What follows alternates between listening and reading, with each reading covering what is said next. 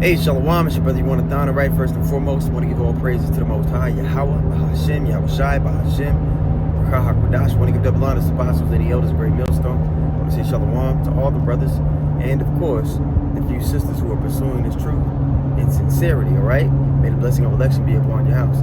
Today, I'm going to talk to you about wage slavery. All right, so here's the definition of wage slavery. It says the situation of wage slavery can be loosely defined as a person's dependence on wages or salary for their livelihood, meaning they need that job to even exist in society, to function. They live in paycheck to paycheck, okay? They have a hiccup in one of their checks.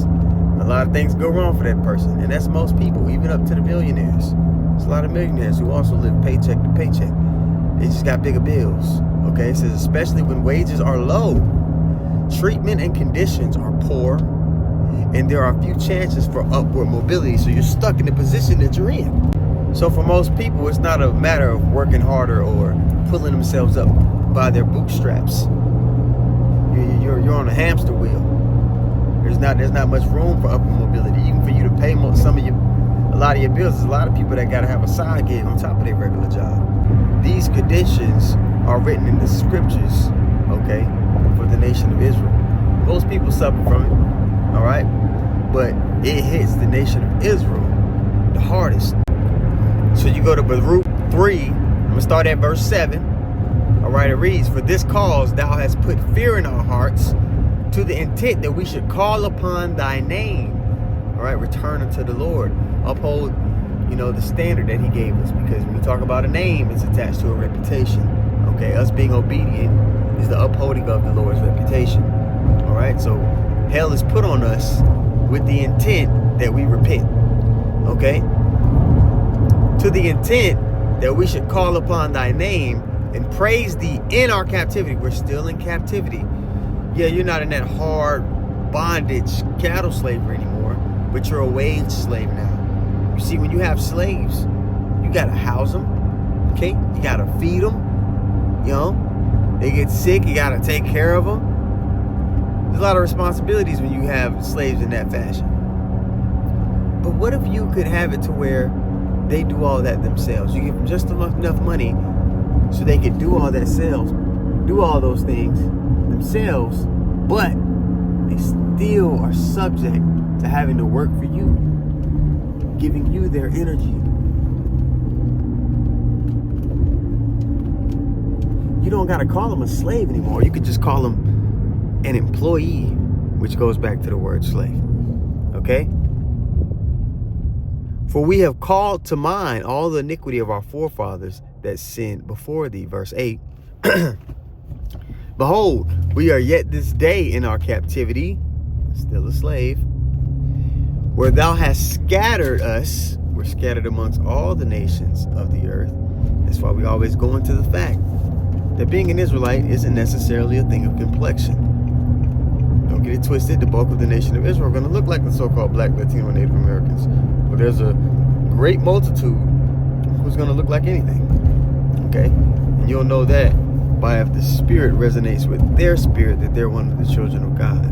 Meaning that they grasp this truth and walk in it. Okay? That's a surefire way to tell. Because the scriptures say, none of the wicked shall understand. Now, there's going to be wicked of our people. But if somebody looks like another nation and they believe in Yahweh Hashem Yahushai, they walk in the way, a heathen isn't capable of doing that. The Lord blocks them from being able to do that. Okay? Verse 8 again from the top. It says, "Behold, we are yet this day in our captivity, where thou hast scattered us for a reproach and a curse, and to be subject to payments." We're subject to payments. Okay? You get your money, that's taxed by the state. Okay? You pay your local overseer. And you got the federal taxes to pay your national overseer. Okay? And the banks. You're just paying everybody with your money, so to speak. So-called your money. And you're left with just enough to pay your bills, maybe go see a movie, take a trip once a year, maybe. Some people. But you're subject to that job. You're in bondage to working for this man. You're in bondage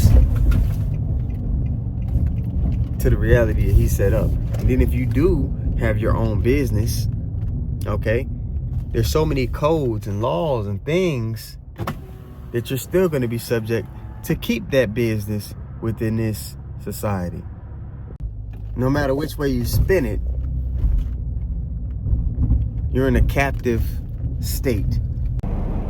All right, Isaiah 10:1, it says, "Woe unto them that decree unrighteous decrees, and that write grievousness which they have prescribed."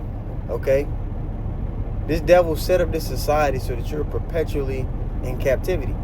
But justice is going to be served because, as it says in Revelation 18:6, double unto her double according to her works. Okay?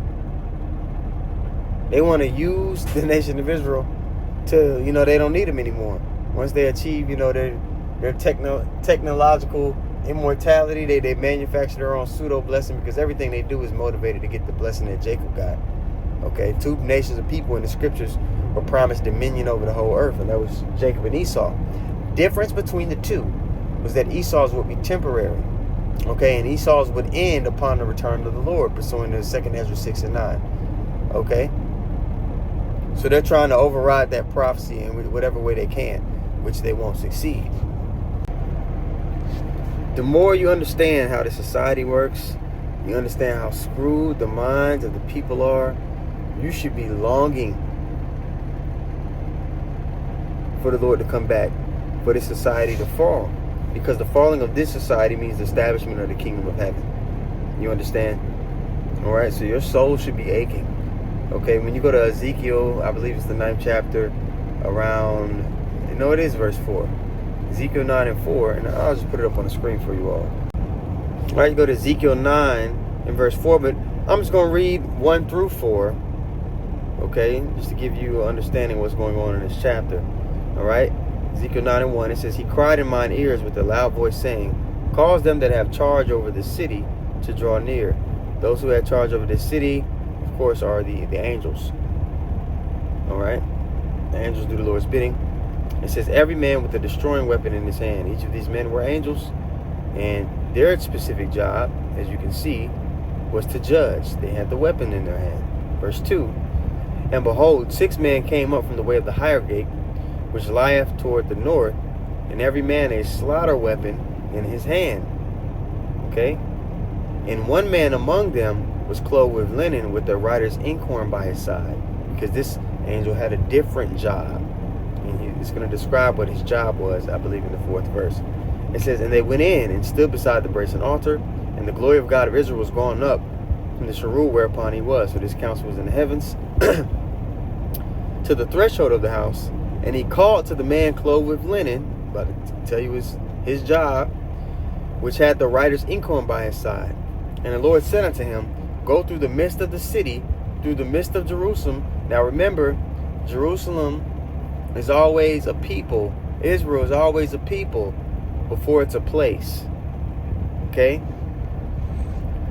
So again, verse 4 from the top. "And the Lord said unto him, Go through the midst of the city, through the midst of Jerusalem, and set a mark." Now this word mark here in Ezekiel 9 is different from the word mark in Revelation 13 and 16. Okay?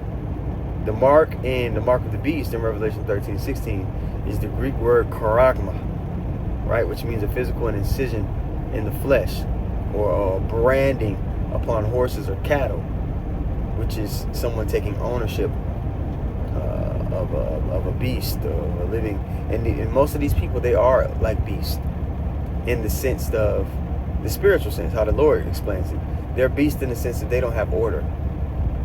Okay, man has been given order and understanding of how to judge righteous judgment. And most of these people, they don't subscribe to righteous judgment, so they're beastly in nature. All right, they just give in to the desires of their flesh with no resistance. Okay, but this word mark here in Ezekiel 9 and 4 is the wa, meaning a mark of exemption from judgment. When you look up destroying, and look these things up for yourself, man. Don't just take my word for it. Go look it up for yourself, so you can be like, damn, that's what it is. Okay, study to show thyself approved. Okay, Ezekiel 9:4. And the Lord said unto him, go through the midst of the city, through the midst of Jerusalem, set a mark, the wah, exemption from judgment, upon the foreheads of the men that sigh and that cry for all the abominations that be done in the midst thereof. So if you're of the elect, if you're of that portion of people who are going to be delivered from the destruction when the Lord's come back, you're going to be in the spirit of sighing and crying. Your soul is going to be crying out and aching like, oh my goodness, we need to get out of here. You're not going to be content with being in America. You understand? So, Abaratazah, this lesson was edifying. I want to give all praises once more to Yahweh, Bahashim, Yahushai, Bahashim, Rakah HaKodash. I want to give double honors to the apostles and the elders, a great millstone. Shalom to all the brothers. And of course, the few sisters who are pursuing this truth and sincerity. All right, may the blessing of election be upon your house. Shalom.